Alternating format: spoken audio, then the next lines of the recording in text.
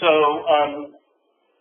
there is more to it than simply physical space. The physical space, in one level, in 19th century France, right, is one way to understand this. We're going to discuss feminine spaces in the geography of 19th century France, physical space.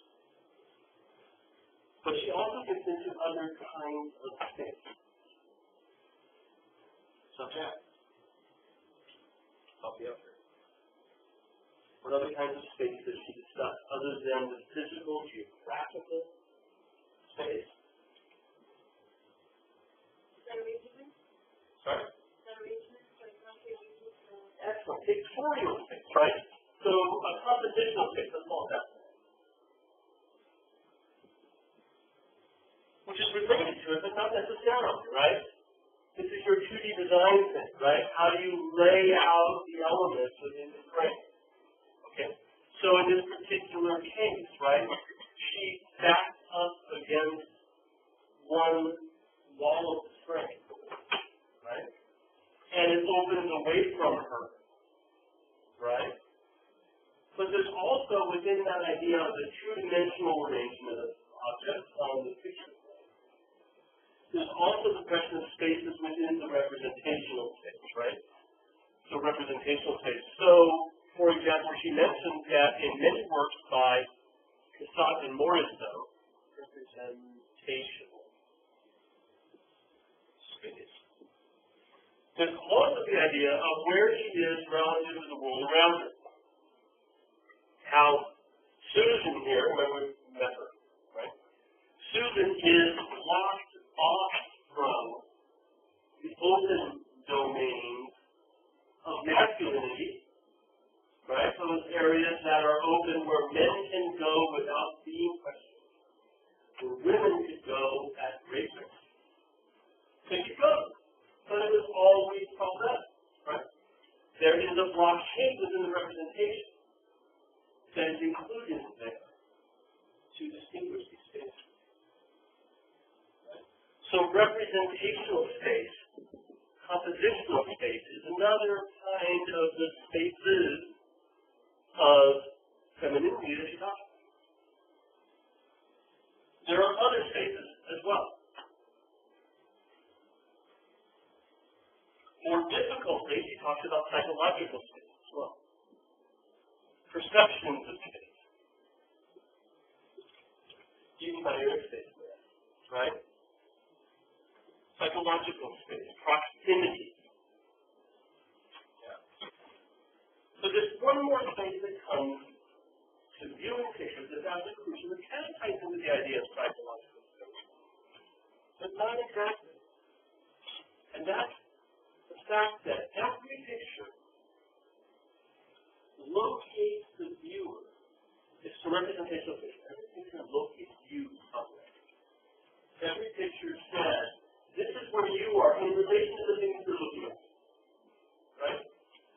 And the painter has the opportunity to put you close up, to put you far away, right? To put you high up and looking down, to put you low down and looking up, to put you far and high up. And each one of these, this is very much psychological, but this is the space, space of viewership, maybe? You should probably do $10 verse of that. Right?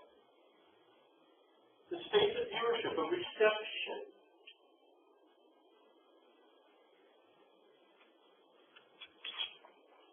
Right? And all of these spaces relate to an encounter between one space that is feminine and one space that's masculine. Spaces are defined based on their abundance with other spaces, whether it's psychological, physical, geographical. Right? How do you define space? You define space by its boundaries. And those boundaries are these areas of negotiation and conditioning. And what she mentions is that women's pictures by women, are, she suggests, particularly particularly sensitive to these issues. Right? They're not going to be able to create a perfect world.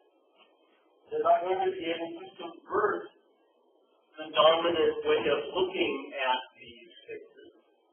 But they are going to present a different way of engaging with them.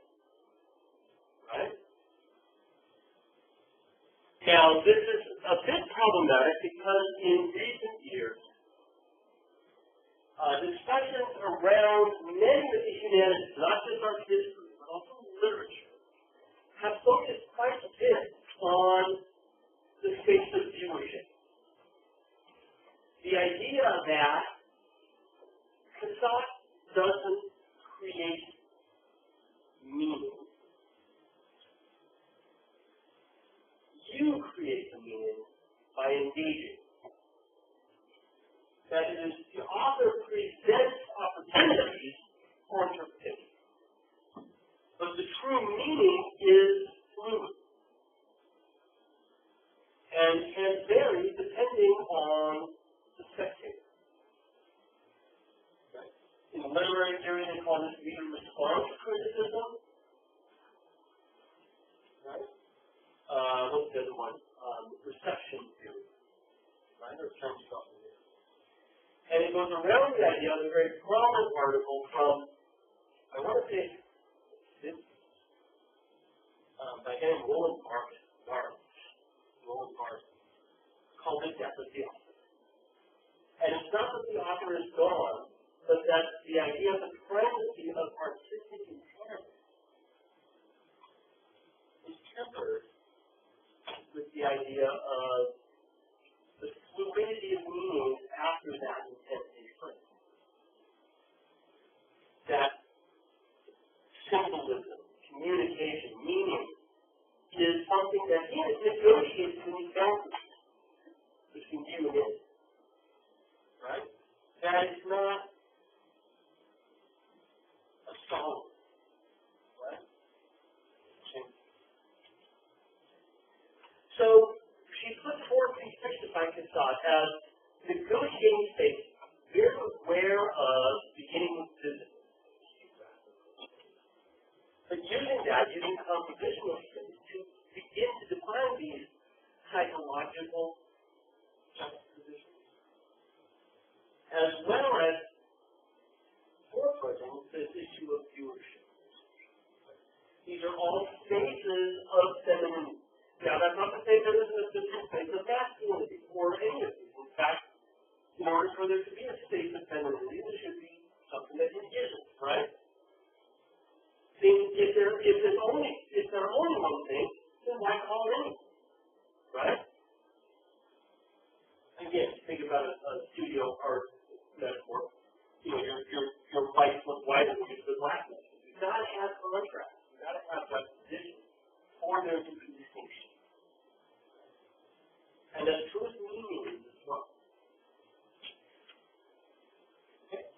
So that sets the stage for how she wants us to begin looking at Cassatt's pictures and that work as these places, these spaces of femininity, from multiple points of view.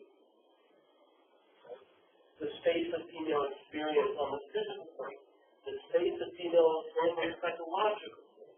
How does Cassatt, how does Morisot represent that in the composition? And how does that composition affect you, the viewer? And your relationship to it on all these levels.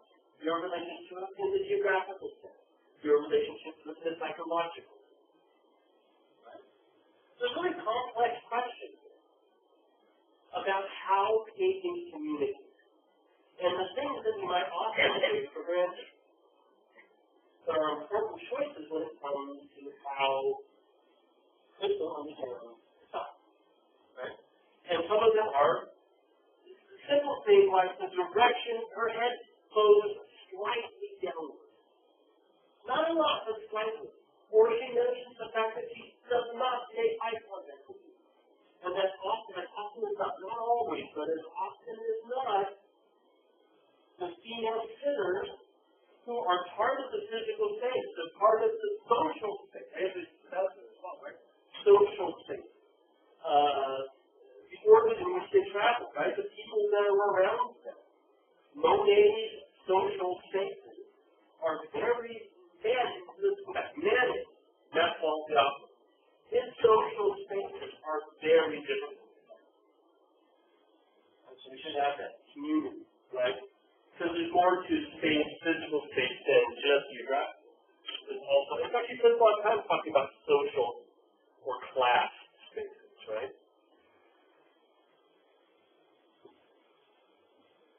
These are people that she knows. These are people that's part of her social sphere, right? That she still gets to stop and pose for. And then they're not the same kind of people that Manet gets to stop and pose for him. Victorine Moreau, right? The railway is Olympia, right? Is the nude woman in the luncheon on the grass. She's a prostitute. She's a prostitute by population. It's the same kind of audience that like Charlotte has for a man. Like this painting is almost so similar to that one painting you had at the end, but this is more feminine because she's not looking out the window, you know, down. Yeah, we had that. Yeah. In fact, my next slide, right? Let's just put him up here now. I brought another one in instead. Well,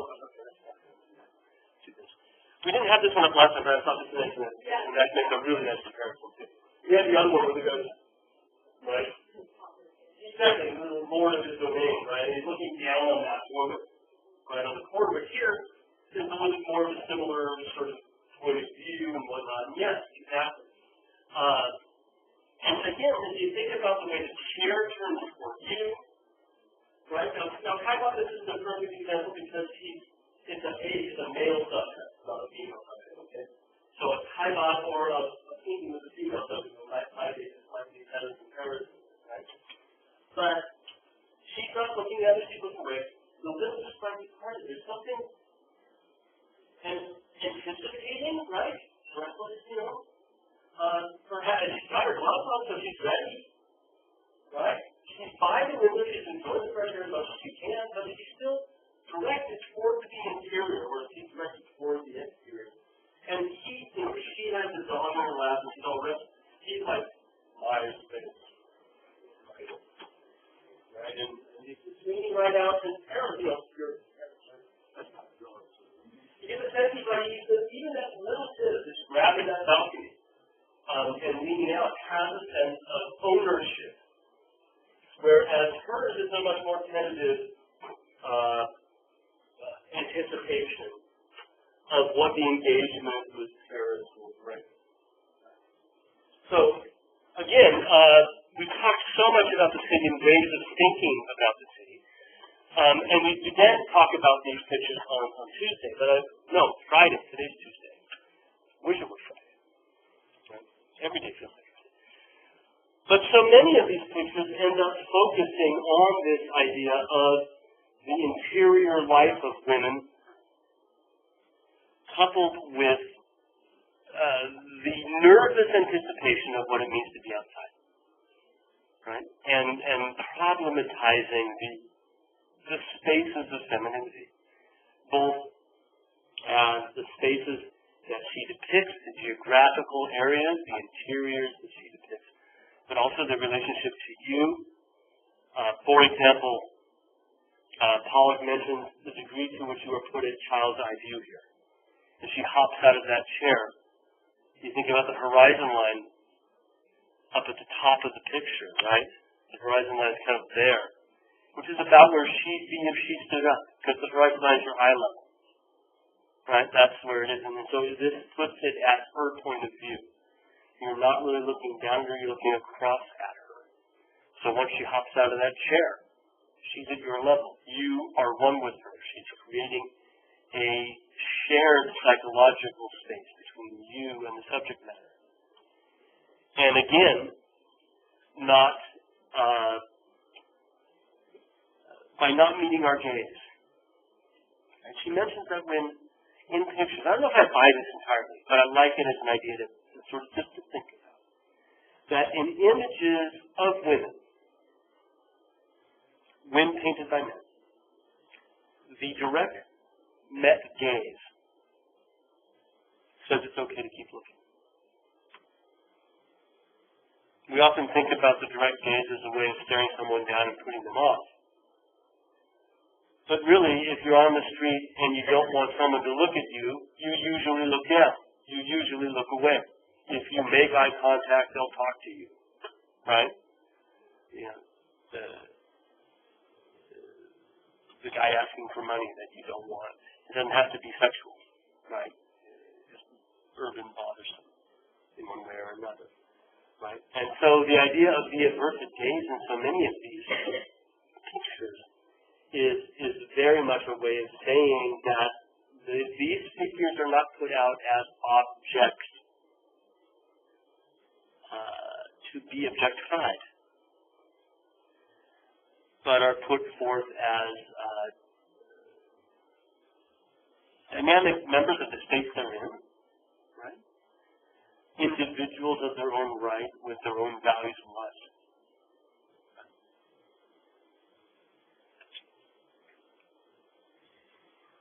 Again, these all came up within the course of the reading, so I thought I'd bring them back in. And I think this makes a really nice comparison with Degas. We talked about this a bit on Tuesday. To look at these images of bathers and what Cassatt does with them. How, for Degas, he emphasizes the fact that they are prostitutes by putting them in a prostitute space, even if it's made abstract, even if it's made nebulous, right, undetailed around her. The idea that she's bathing standing up at a small tub at her feet versus turning to a side table, an ivory side table with a basin and toiletries, right, before a mirror. This is a maid, probably, rather than a prostitute, simply by the other things that appear in the room with her.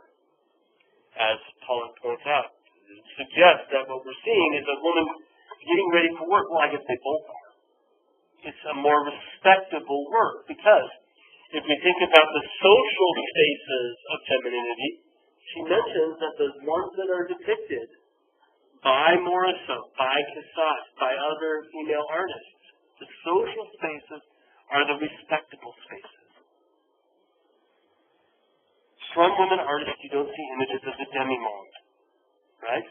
We talked a lot about that with Degas, with Manet, the idea of the demi-monde, the slightly fallen woman, or more than slightly fallen woman, right? Backstage at the ballet, the girls looking for boyfriends out in the lobby, prostitutes. Yeah? Girls waiting for someone to pick them up at the bar. That's the demi-monde, and that is not the stuff of Cassatt. That is not the stuff of Morisot. On two different tables, she plots out. The men often do images of the women's spaces, the spaces of femininity. But the women never do pictures of the spaces of masculinity, if you will, right? Those areas that are dominated by men. Right. So, for Morisot, this is a domestic scene. It's a genre picture, right? Of everyday life around the household, the sort of thing you might see in a women's space. Whereas for Degas, she's part of that spectacle, that entertainment that is Paris.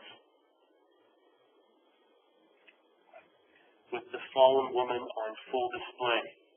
And again, with all the readings we've had, so many things you can bring into it, right? With her back turned toward you, I'm not vulnerable. Now, so too with Cassatt, where she's covered, right? Her rear end is covered. That makes a huge difference in the vulnerability issue. Even her upper torso is hidden. It's a PG picture.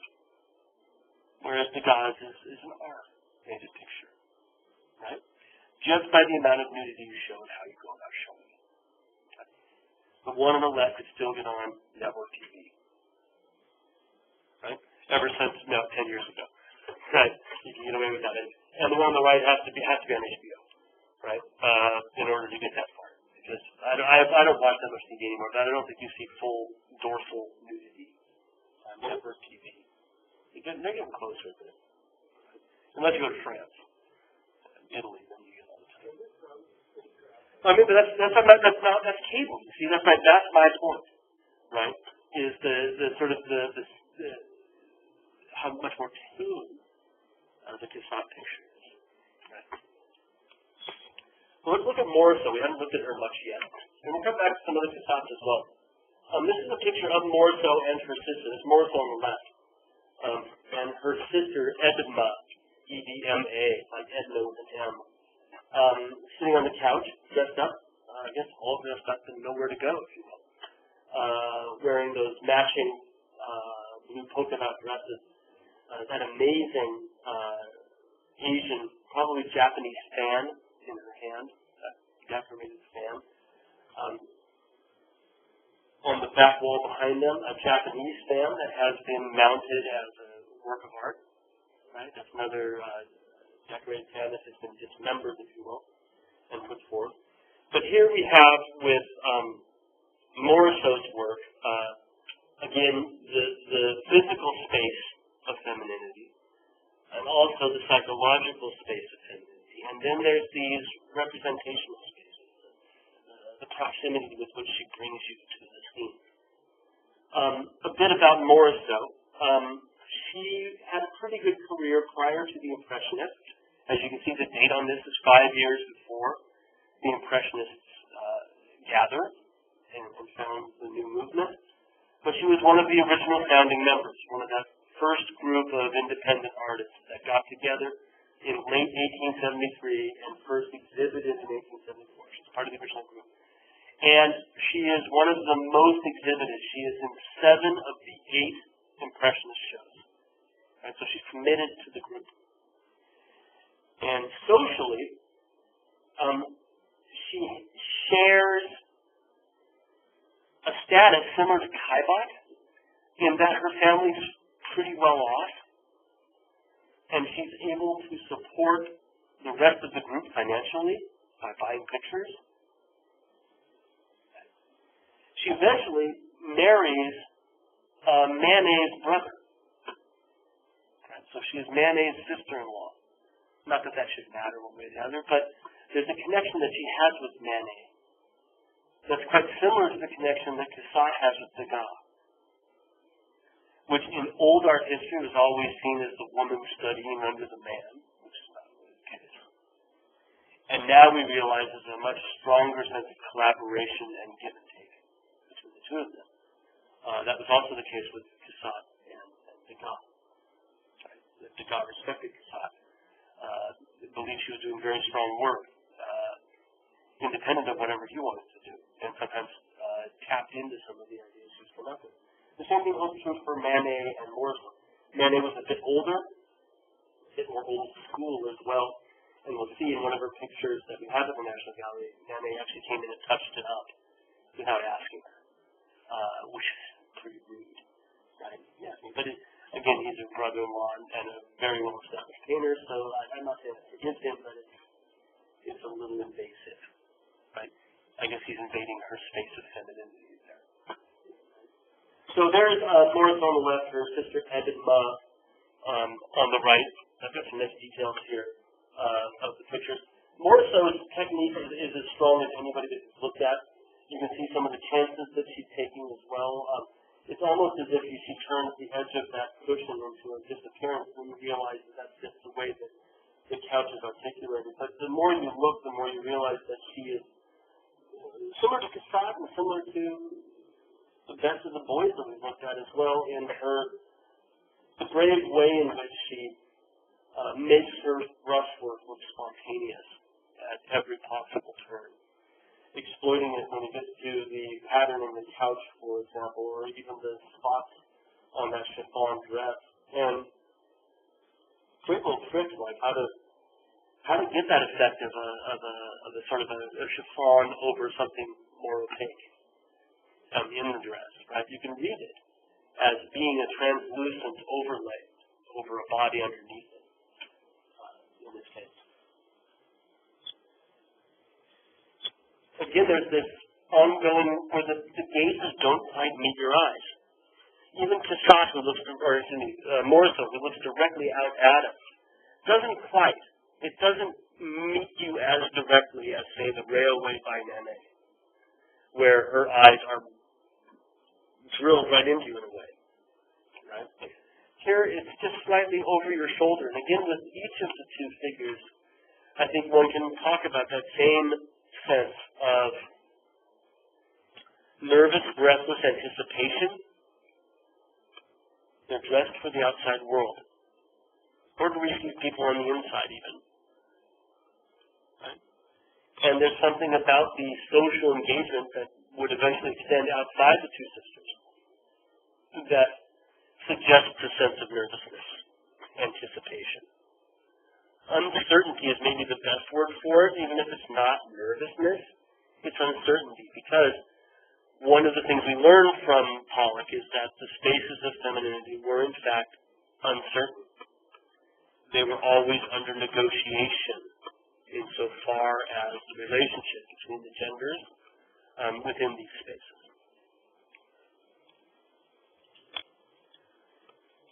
Just because I can. Right? I got some good pictures of this, and since we live here in the press, the opportunity to stick our nose into these things more closely, it's worthwhile doing.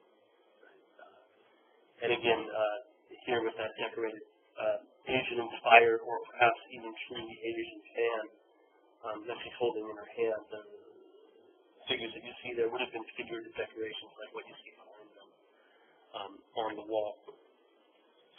As a point of comparison, I thought I would bring in, this is up at the Rhode Island School of Design, Manet's picture of Morriso. Just as the sense of the psychology of the difference between these two.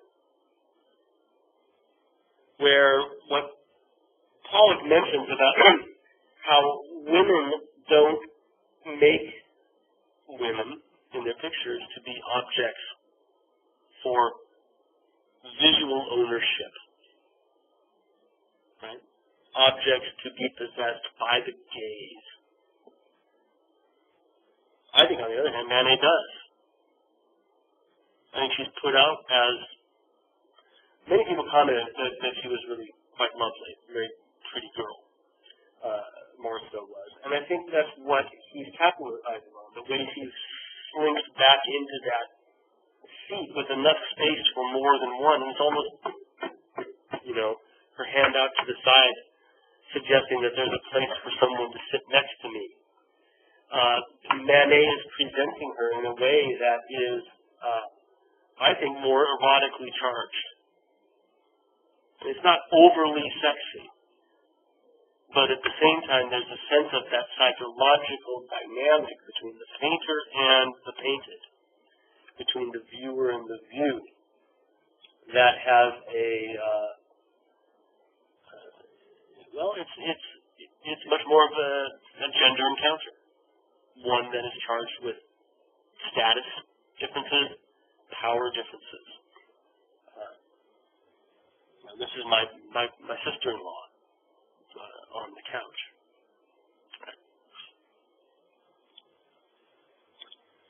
Here is Edma again,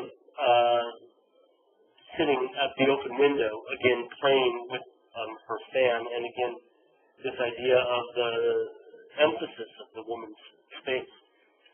That Cassatt that we started off with would make a nice comparison with this. Here she's actually turned toward the outdoors, but what's interesting is the degree to which Morriso focuses on this sort of internal space that she's making as her own psychological space. And it's one that we can't really invade, but we're very much aware of her being caught up in her thoughts. She exists independent from you. You know? She's not there simply for you. She's there for herself. She's there for her thoughts. One can think about her longing to go further outside. I love the feet up on the little balcony there, the red tip of her shoe there, right? But she's caught up in a world of her own, in more than one, right? Not only the space that frames her, right, around her entire body, which is her interior, but then there's the psychological interiority. we can use these bigger words because I think you get them right. Interiority to this picture, right? It's about her interior spaces. Whereas if we go back just one, right? There's an exteriority to the way she's here. She's here for you to engage with. She's that thing that is being presented to the viewer as an extension of the viewer's own experience, right? Part of the viewer's experience. Whereas this picture, she's part of her own experience, and it goes on existing independent of whatever the heck you do. Right? And I think that's true for many of Morisot's pictures, even the self-portrait. If you think about the fact that that's a self-portrait, it makes you on the right. Right? It makes you even more aware of this, again, the myth of Impressionism. She's not setting up a canvas inside to paint these. Right? These are deliberate constructions. A few details when we get to the window. Actually, that's fine after this, but I got caught up in these fans and these sort of this idea of this Japanese art on the fan, these painted scenes as the fan unfurls. But as it furls up, right, as it tightens down, the picture that's on the fan, right, on the louvers of the fan, becomes totally abstract, right? It becomes bolts of color on the edge of the fan. And I think both Morisot and Tissot are very much interested in that idea and using it as a place where they can start to splash down color and not really have to resolve it, right? To exploit what the Impressionists are doing for its sort of its best purpose, right? So there's an abstraction that happens to the image where it breaks apart and doesn't become instantly recognizable. That's within the fan itself, and I think that she's totally doing this. It's almost like that's what she's thinking about, you know, as she's playing with the fan, that she's thinking about, picture, no picture, picture, no picture. And she's, even though she's by the open window, which is this symbol of, you know, Pollock would argue masculine space, but it's also this symbol of, you know, modern Paris with all of its freedoms for men, all of its dangers for women. She's just hitting the air. She's not really all that interested with all that new housing and buildings outside of the broad boulevard. That doesn't attract her as much as whatever's going on inside her head. And this leads me to something that I don't really have written out as an argument. But part of me thinks that, especially with Morisot, but I think also to agree with Tissot, that some of the pictures are really subversive in that they're trying to say that maybe it's better to be hemmed in. That I don't need the outside world. That all of these things, the idea of being a flaneur is not something I really want to do anyway. It's not all cracked up to be. The men can be all flaneur all over Paris. They look at anything and they want in a disengaged, dissociated manner. But there's something about the woman's experience that's better than that. And then I think sometimes, every now and then, she'll give us these pictures that just break the rules. That break the rules of social boundaries. That say, you know what, this is not the way it should be. Something sort of cutting against the paradigm of male dominance in late 19th century France that Morisot is playing with quite a bit. I think this picture begins to get us there. I like that when we look closely at the window outside, we see people that are using their balcony in exactly the way that the artist's sister Edna is not. Exactly the way that we see in so many other pictures, like the Caillebotte that Sarah mentioned at the beginning, where they're leaning out over the balcony to converse with each other, it looks like, doesn't it? Right? Leaning around the outside and using that space of Paris, because once you leave the building, you're in Paris, right? Or, you know, you're in the communal space. But using that communal space, and there's a distinction between that and this very private interior space. So again, exteriority and interiority as themes that are buttressed and juxtaposed with one another, right? You have a man and a woman back there? Yeah. Definitely a man on the left, right? And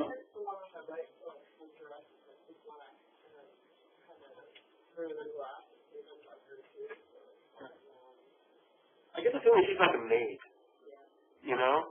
And I don't think there's any sort of narrative here that she's intending. I think she really is intending to show that, you know, most people when they throw up in their balcony windows, they'll do things like step out, right? Look out and really get right up to the edge of that boundary between the interior space and the exterior space. And her sister isn't doing that, right? She's, again, acting in distinction to what the norm is. Right? This is the picture that Manet touched up. The black of the artist's mother on the right. There's Edna again on the left. The black of the dress there was touched up by Manet. Manet was really good with blacks. I'll give him that. But again, without Morisot's permission. She was really quite successful. She showed in quite a few of the salons between 1864, her very first salon, all the way through the end of the 60s. And in fact, she played a really prominent role with the Impressionists because she was tight with Monet, and it was in fact her that brought Manet into the Impressionist circle, right? She was the one that actually introduced him to the other Impressionists. He never joined them, right? But she was the one that brought him in because of her marriage to his brother. But here again, I think our theme here is very, very similar. I think her sister is this wonderful sort of muse for her, right? In these different pictures, right? We've seen three so far.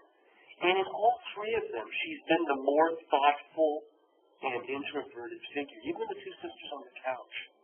The way her gaze goes across the picture plane and off to the left, rather than more toward you, the viewer, gives her an independence from you that appears again and again in these pictures. So here she's looking toward us, but obviously you're not there for her. You know, she is not making eye contact with you. She's not there to be seen, and she doesn't even know you're looking at her in a way. You know. Voyeurism came up a couple times in this article. It's not creepy voyeurism, you know. It's not, you know, looking through the window at somebody who doesn't know you're there. But it's, again, she's just so lost in her thoughts. It's because her mother's reading to her. And this is her interior activity. Mother's reading aloud to her. Sometimes this is called la lecture, which is, in French, it doesn't mean lecture, it means reading, right?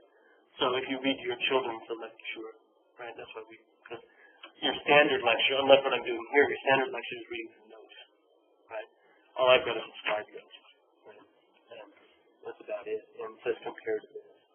But this is a lecture, so the mother's mouth isn't open, but she is intended to be viewed, based on the title that Cassatt gave it, intended to be viewed as participating in this women's activity inside where she's reading to her daughter. So the daughter is vicariously reading, right?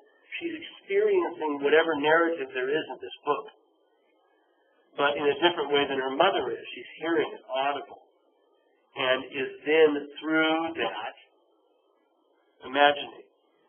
A nice modern analogy, I guess not even so much a modern analogy, would be someone listening to the radio. That's kind of what we're seeing. She's imagining now what the words illustrate, right? How the narrative fits together. Like when you read a book and says, oh, we ran down the hall, and you think about what that space is like, and you imagine yourself not in your physical space, but inserted into the space of the narrative. And that's exactly what her sister is here.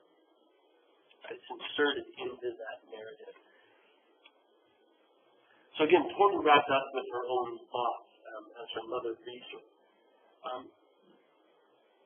Again, color selections, that wonderful grouping of that red and purple and blue.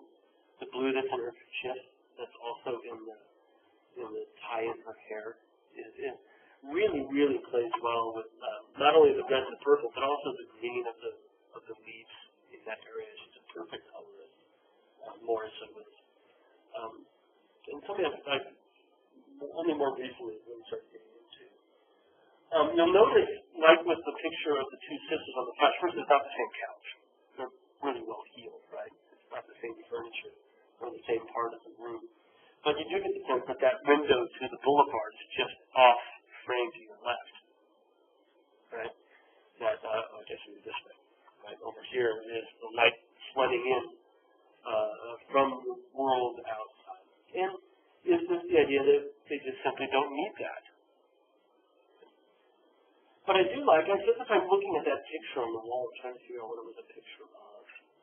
And I didn't have a lot of access to Morrisville literature, so I couldn't find out if we could identify the theme of that picture. And I wonder if Morrisville wants us to know what that picture is behind her head.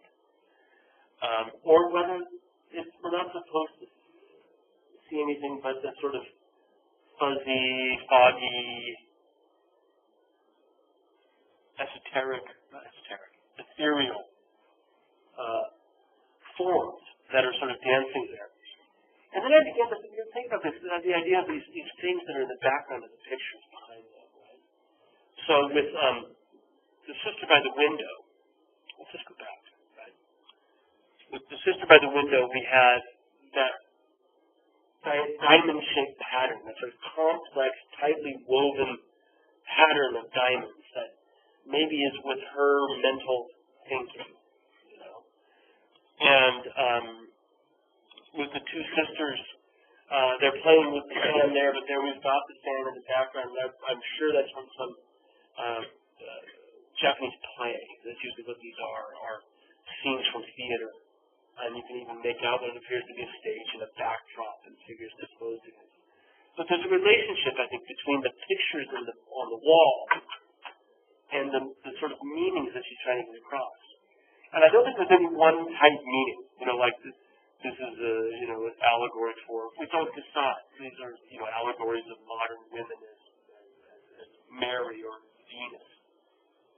I don't think it's that. I think it's closer to what the God does about trying to wrap up a mood and idea with these pictures. Right? So if I go back to where we just were,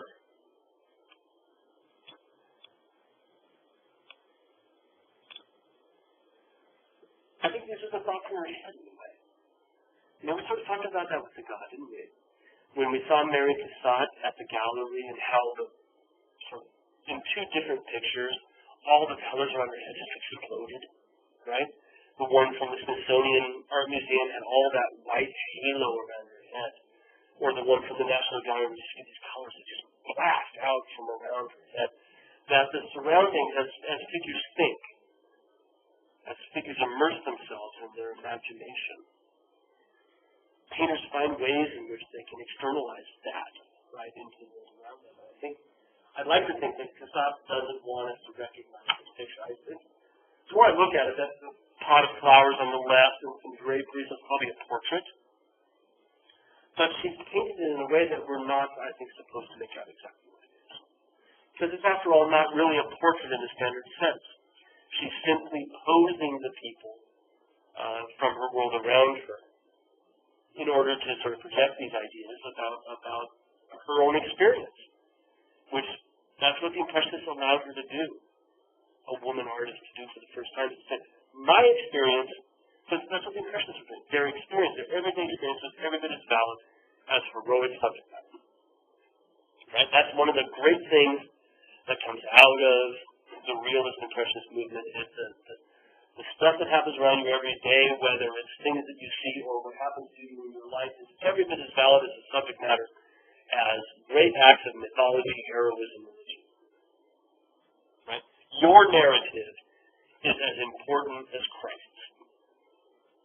At least when it comes to the production of art. Yeah. And for a woman artist, I think there's a liberation that comes from that. To know that the woman's experience is every bit as valid as the man's as well. Right? You can't close the door on that. Well, anyway, I'm off track here.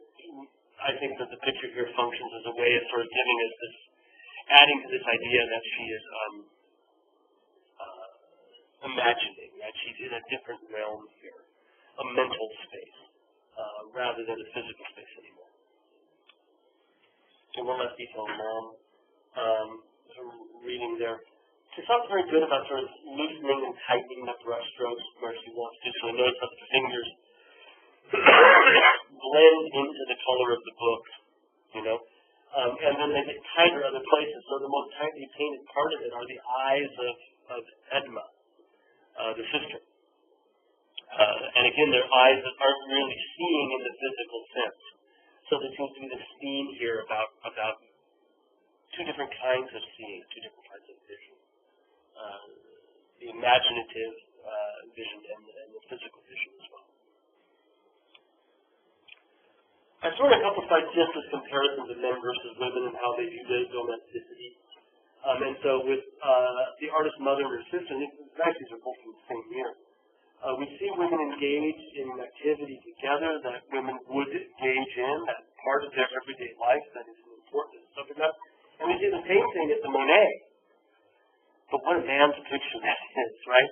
Because that women's activity is framed with the man that accompanies them. Right? And the point of view again.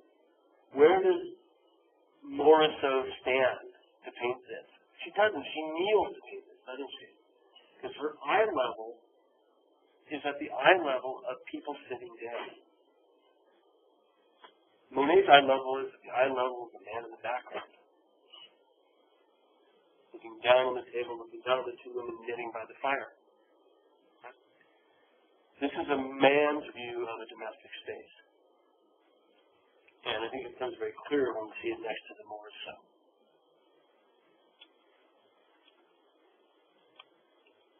There's Rebecca's picture, which is a fairly recent one to come out of the closet at the National Gallery. Any museum has roughly 10 to 20% of their works out at any given time. Most of them are in storage, simply because being out in the public hurts, right? And a museum's job is to preserve. So, you know, the Leonardo picture is always out because it's on the cover of all of their literature, so they can't put it away, right? But a lot of pictures just come out from time to time. And this one only came out recently. I'd never seen it before, and I was like blown away because first it's quite late in her career. She died when she was only in her 50s. Morisot did. And I think it's only a few years after this, maybe in the 90s. But still, it's fairly late. And you can see that her later pictures get far looser in paint application. But again, it's an image of a woman in her space. What's she doing with her hands? Do you know, Rebecca, do you know what she's doing with her hands?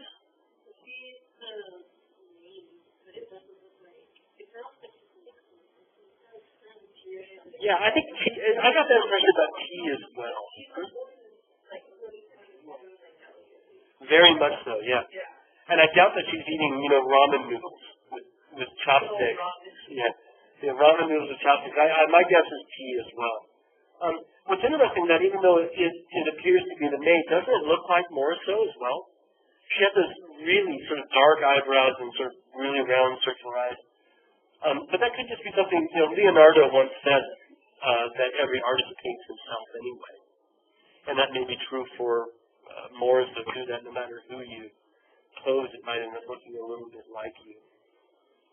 But here we can again talk about spaces and especially compositional spaces, because you notice how sort of spot on Morisot is with sort of locating the barriers between things. So you've got a window that leads you to the garden out back, right? That's where the kitchen would be out towards the back, so that if you had herbs and whatnot, they're close. Okay. So we have a huge window that symbolizes the outside world, but it's not really the outside world, right? In this particular case, it would be the maid's world or the cook's world, right? Because that would be herb gardens and whatnot, right? But it's still a domesticated exterior. But that's still exterior. And the vision between that and the interior is her left side, isn't it? I mean, the elbow goes past it, but the majority of her body runs almost parallel to the break between the interior and the exterior, right? And she's really sharp in making these spatial, compositional distinctions to say, hey, this is, again, the space of femininity, right? And directly behind her head, right? Well, here, let's just work our way through the slide, see what comes up. So there's our exterior. And then it's hard to say, I mean, there's a little house back there, isn't there? So maybe you can tell me more about, maybe we know where she is. Maybe that's something to look into, Rebecca. What is outside that window? Do we know where she is? But certainly we know it is the productive kitchen part, right, of the household. And most likely, given Morisot's class, the place where the maid would eat, but not the family. The whole idea to eat in kitchen was probably foreign to Morisot's family. But what I was getting to was the way in which he places that pot on the wall immediately next to her head, and almost the exact same size, just boom, boom, right next to each other. To again, to define activity, to define identity, to put her immediately next to that, with other things in the background. And then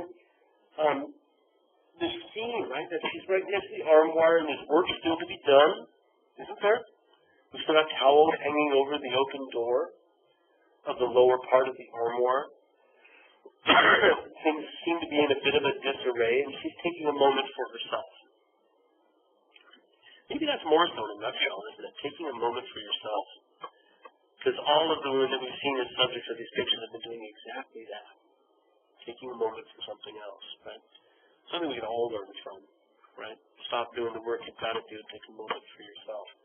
And so she's caught here at that. Cute dog though, huh? So far we've been looking at pictures of interior spaces, right? Domestic spaces. But both Morisot and Cassatt give us images of women going out and about, right? And so we've got this one from the National. We looked at this on Friday, briefly, right? We have before, right? So a loge is a private balcony seat, right? Usually seats 4 to 6 people. Sometimes it's 2 to 2. So those are loge seats that you see behind them in the mirror. And in the loge seats, the door comes in from the back, right? And there's curtains in there, but there are also often mirrors behind them. Okay? And so what we're looking at are them watching the theater. And we see the rest of the theater reflected in the mirror behind them. So their heads are there off to the right, or one of the heads is off to the right on the frame there.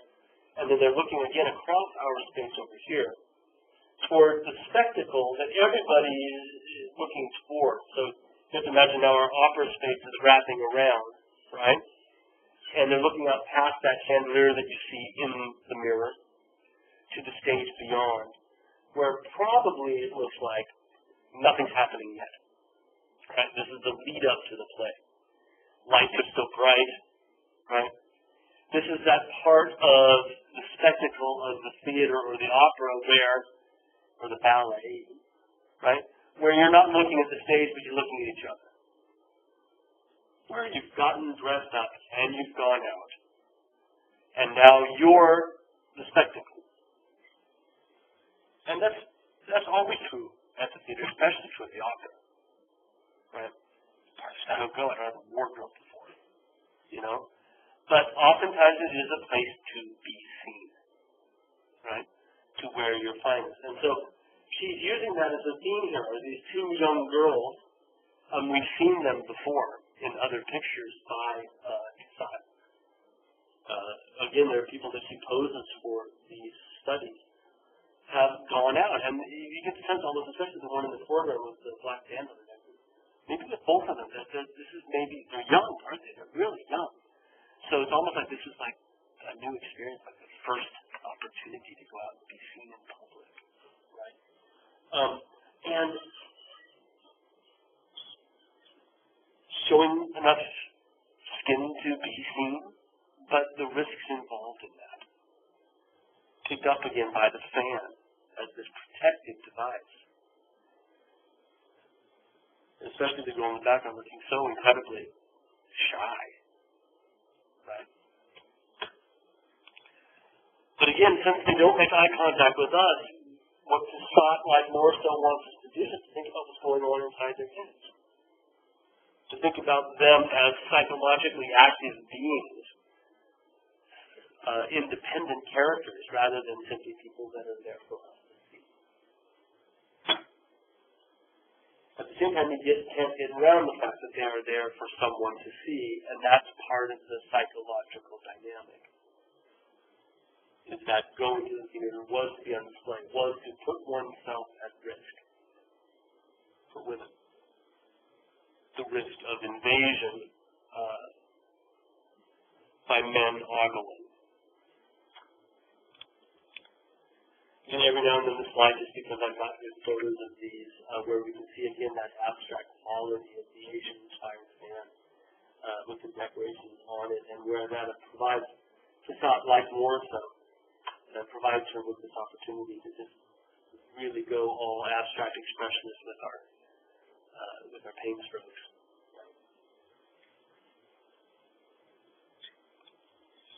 The other nice detail of the flowers in the foreground. Again, the accoutrements, I think, are all part of the way in which he's communicating this idea of presenting oneself fresh and new in this new environment. I love that little hatching above the flowers at the top, which is connecting with that Prussian blue to carve a little shadow in there. This is up in Boston, but it was in your reading, and so I thought I'd bring it back in and so you can see the color as well. Slightly earlier picture of another loge, so you get a sense of how the theater is laid out. But also, this is, I think, the most fascinating of these pictures because of the fact that this is really where the whole theme of looking and being looked at comes out, right?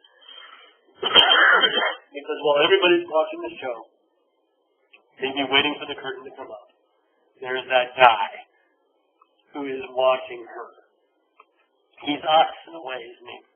And it's so much exactly what women thought about when they went to the opera. And the other thing doesn't make her some young Asian, right? She's a woman of particular age, 35, 40-ish, maybe even slightly older than that, right?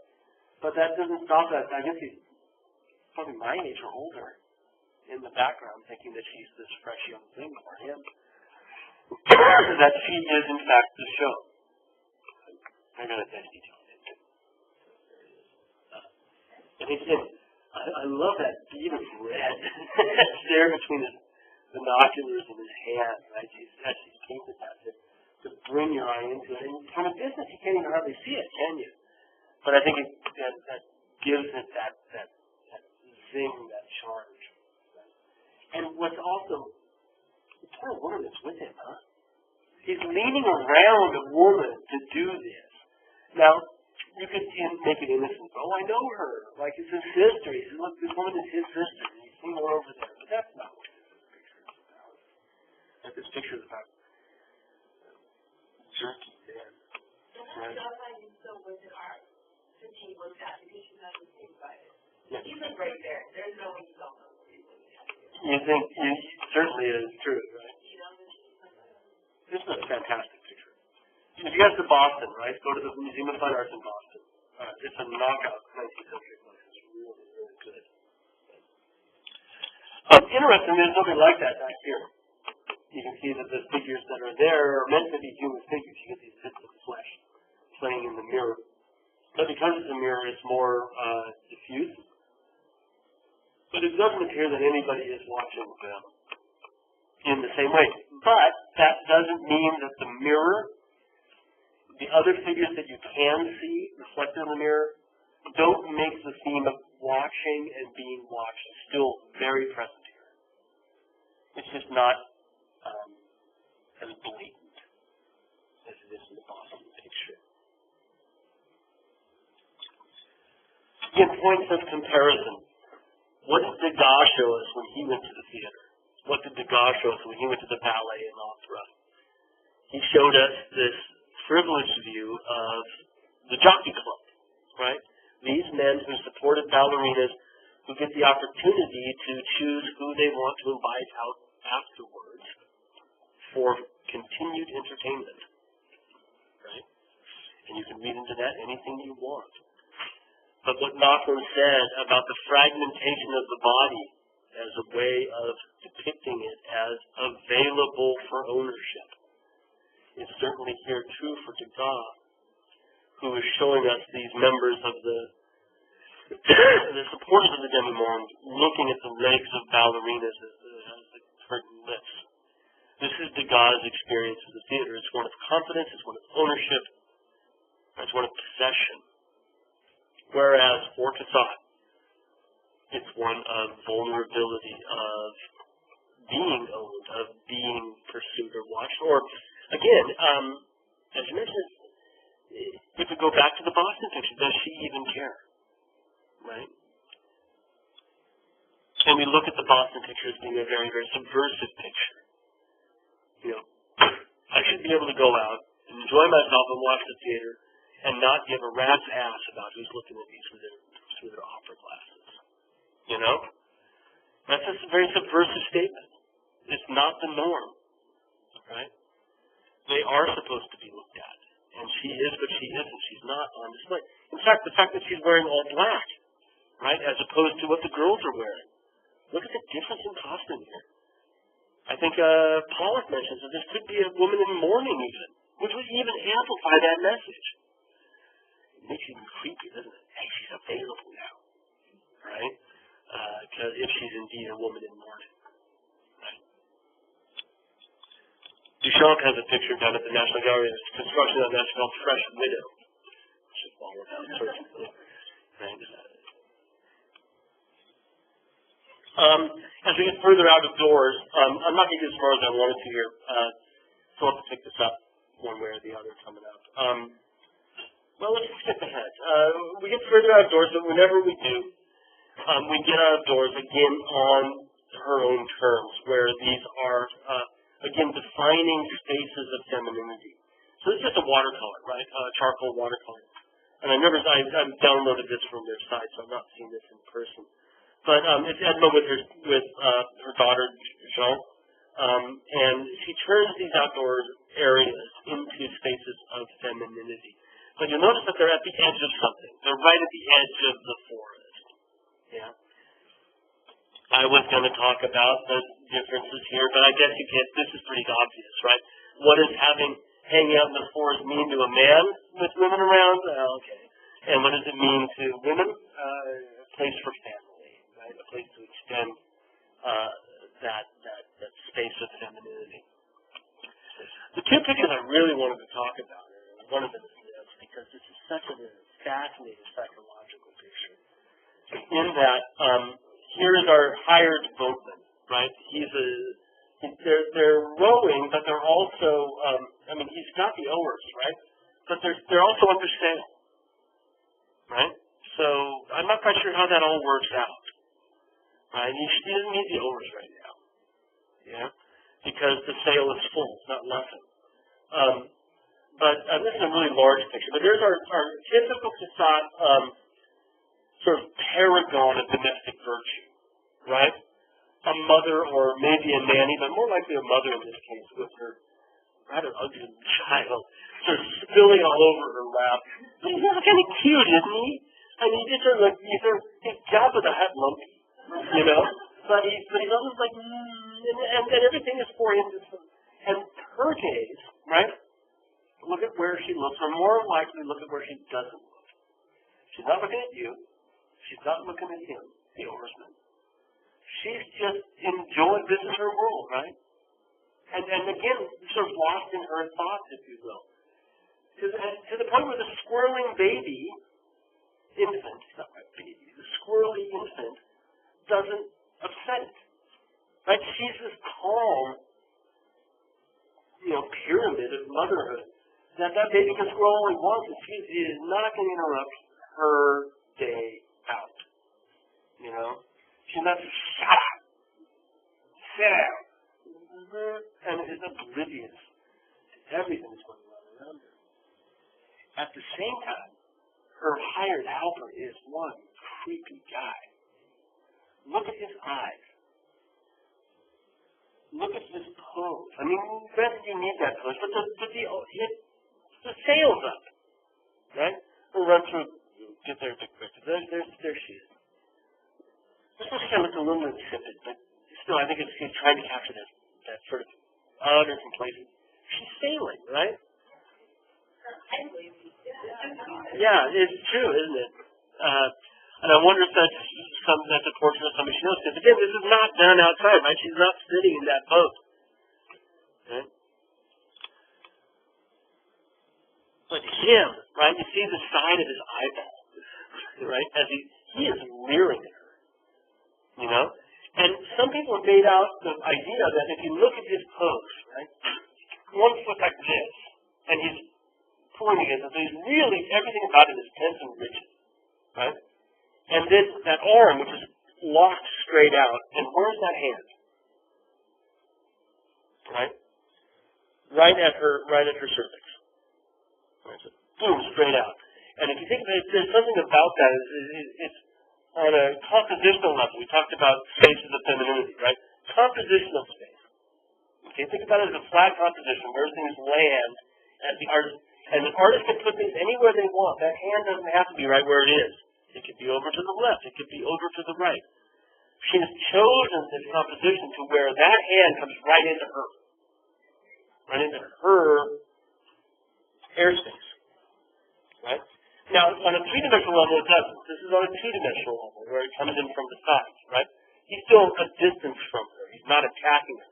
But this gives the picture this charge, right, of menace, which really, now that we know what we know from the Pollock reading, is part and parcel of being outside as a woman in the Third Republic, with that risk. That even the person that you potentially own, right, you've hired a boatman. He's working for you. You, for a particular amount of time, own him. Right? I mean, you've hired him. You can cut him off. He's there because you paid. You're the active agent here. And it's still risky. It still carries with it an element of everything going on. And again, out there on the water, did you ever see the talented Mr. Ripley? No? He's 25 years old. Matt Damon, Jude Law, talented Mr. Ripley. It's a Patricia Highsmith book. It was made into a movie many times over.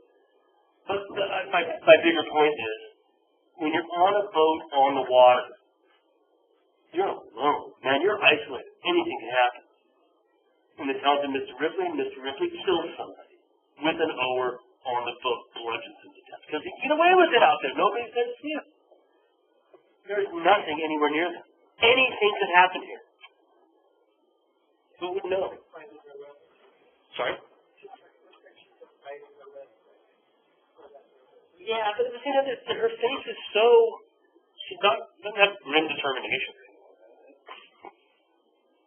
Okay, poor Kaibot gets skipped again. We have a Kaibot here, right? We have this one, and we have this one down in Richmond, but I want to talk about that, because this is our reading as well, because I think this is a great summary of the idea of the spaces of femininity. Right? So we have here this very rare picture of what appears to be a woman out by herself. And probably not a prostitute, although it's hard to say. And then the question comes up of, if Cassatt, or if Morisot is painting this, is she out there by herself? Does Morisot's presence as the painter, your presence as the viewer, make it okay for her to be out here by herself? Does the fact that she is so separated from the active, busy world, and here we can talk about these pictorial separations, right? The compositional separations. She's separated. She's pushed off to the side. She's snug right up against the frame. She teases the boundary of the wall of the harbor. Right? But the busyness of the town at Lorient, the shift, the activity, all takes place in the left 4/5 of the picture. not where she is. So has she found a safe zone here? Has more so put her into a space of femininity that's created by her presence there, that she's almost teasing to get herself out of, moving away from. This is what got me thinking about the idea of this being potentially a subversive picture.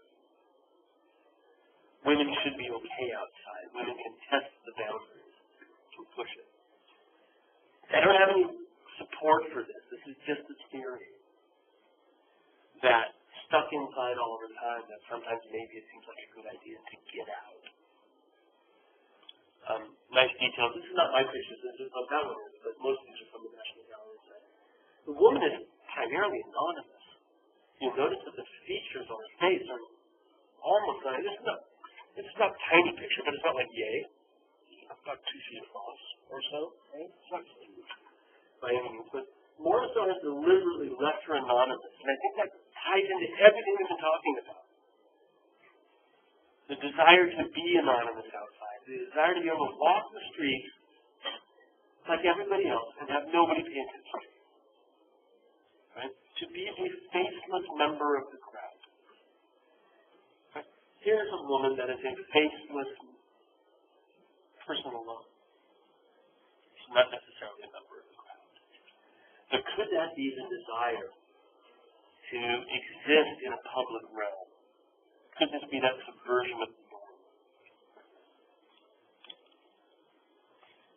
Nice close-up of her face. Somebody else didn't read the picture. And the fact that there is, it's like she's wearing a stocking on her face. It's like a criminal. In old movies where they would put the panty over their head in order to that no one can recognize them. Right? But I think more so playing with that idea that desire to be anonymous when one is outside.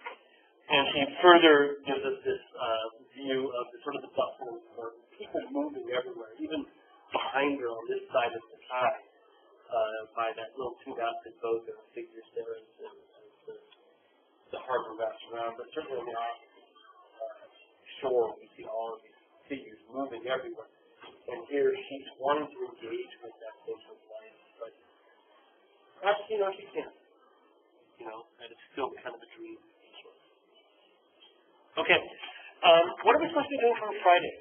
What's on the schedule, I'll email you guys, okay? If there's a reading for Friday, I may put it off, give you some chance to sort of work a bit more. But I'll be working on that tonight. I'll let you know where we are with that. When did you send it?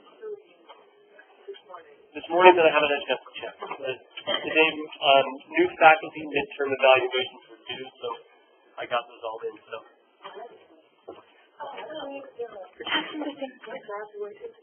Okay.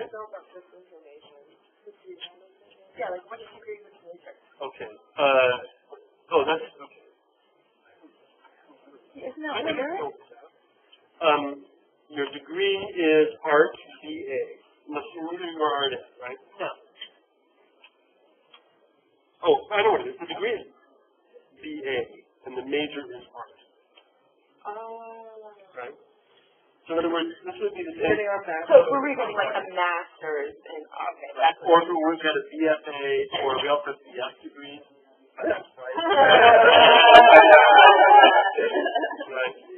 And it's just art, right? Neither of you have a minor, so the school is actually, no, I think it's Arts and Science. The School of Arts and Sciences. So that would make sense. You should never say something while you're writing something else. So, because we have 4 schools here, there's Arts and Sciences, there's Education and Human Services, there's Business, and then there's, I forget the fourth. No, Humanities. Arts and Sciences is like 75%. Okay? Second degree, you see that's what the school is, so that's why. And it's a patient. Right. Do I need to sign anywhere? I don't think so. No advisor signature? No. All right. I'm making a payment $50. Are you late already? Yeah, no, they're October 16th. Yeah, they said on Monday that's when it started, or that's when they were due, and now it's like they're due up until I